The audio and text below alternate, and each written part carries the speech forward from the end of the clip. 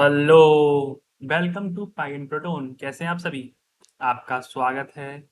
तो class start करते हैं। आज हम लोग लास्ट क्वेश्चन करने वाले हैं, क्वेश्चन नंबर 16 हमारी सीरीज का, जिसमें हमने पहला चैप्टर कंप्लीट कर लिया है।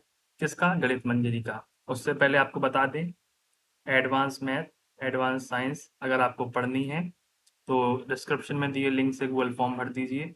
20 बच्चों की सीट अवेलेबल है। गूगल मीट पर क्लासेस होंगी, जल्दी कीजिए। अगर आपको लिंक देखने में दिक्कत है तो आप ये स्कैन कर लीजिए टेलीग्राम चैनल का लिंक।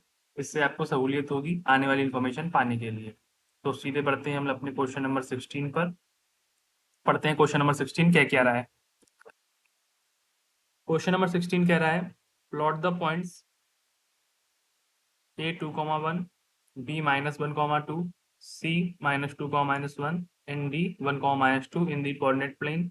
तो सबसे पहले उसके हिसाब से हम लोगों ने एक रफली आइडिया लगा लिया कि a 1,2, b -1,2, c -2,-1 और d 1,1,-2 यहाँ पर होंगे। और इनको हमने जोड़ लिया। क्यों जोड़ा, भी आगे देखिए क्या कहता है ये।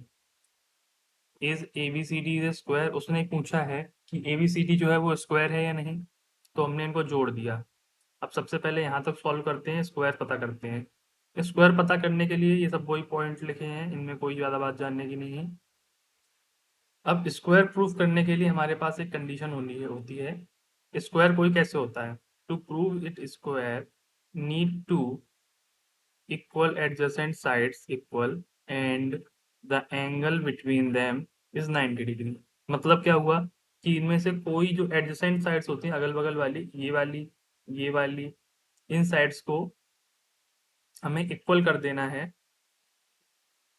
और उनके बीच का एंगल 90 प्रूफ कर देना है। जैसे मान लें एडजेसेंट, जैसे कि ये और ये, और इनके बीच का एंगल, ठीक है।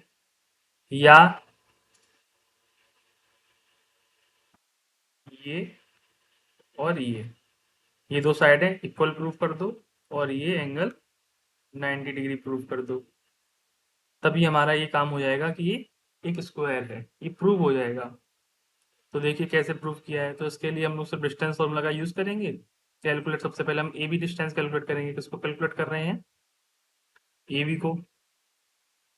सबसे पहले हम लोग ए बी कैलकुलेट करेंगे। देखिए ए के कोऑर्डिनेट्स 2,1, बी के -1, 2, इन्हीं को x2 और x1 लेट कर लेंगे, y1 y2 लेट कर लेंगे और डिस्टेंस फॉर्मूला लगा देंगे। डिस्टेंस फॉर्मूला लगाने के बाद इसको फर्दर सॉल्व करेंगे तो हमारा ये आंसर आएगा कि जो ए बी आएगा वो √10 आएगा।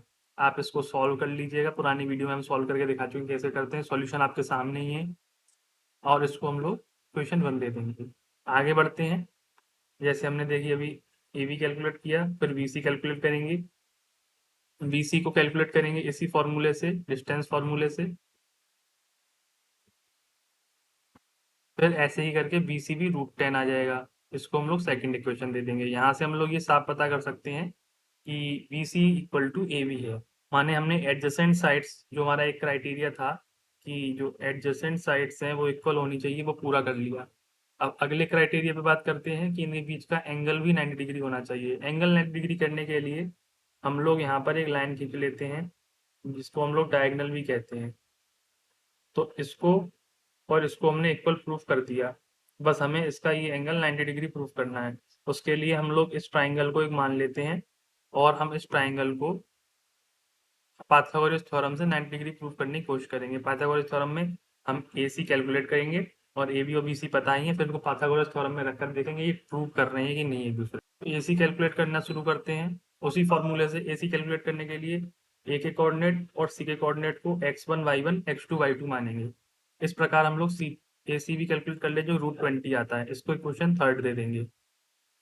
उसके बाद पाइथागोरस थ्योरम लगाएंगे, A B square plus B C square. जब इन दोनों को हम लोग यहाँ से पुट करेंगे, यहाँ से ए बी और बी सी को 10 √10 तो इन दोनों का सम होने के बाद ये दोनों का आंसर 20 आएगा। अब फिर हम लोग जाएंगे ए सी की तरफ, क्योंकि ए सी ही डायगोनल है। पाइथागोरस थ्योरम क्या होती है आप सबको पता होना चाहिए कि साइड्स का square sum equal to hypotenuse का स्क्वायर सम। तो ए सी इक्वल टू 20 है तो ए सी स्क्वायर 20 हो जाएगा। ये देखिए 20 और 20 आपस में बराबर हैं, तो फोर्थ और फिफ्थ इक्वेशन से हम ये सेंटेंस लिख सकते हैं। इस सेंटेंस से ये प्रूव हो गया, hence proved A B C D is a right angle. और ये राइट एंगल कहाँ से है? बी से। अब हमें दो बातें पता चली हैं इस क्वेश्चन में, कि पहली बात क्या है, A B equal to B C है और एंगल बी इज 90 डिग्री। इन दोनों कंडीशन से हम लोग कह सकते हैं A B C D is a square. ठीक, जो बात हमसे क्वेश्चन में पूछी थी कि क्या A B C D square है, तो yes A B C D is square, क्योंकि हमने उसको प्रूव भी कर दिया है। Can you explain why? ये यही आंसर है वाई। वाई का आंसर ये रहा।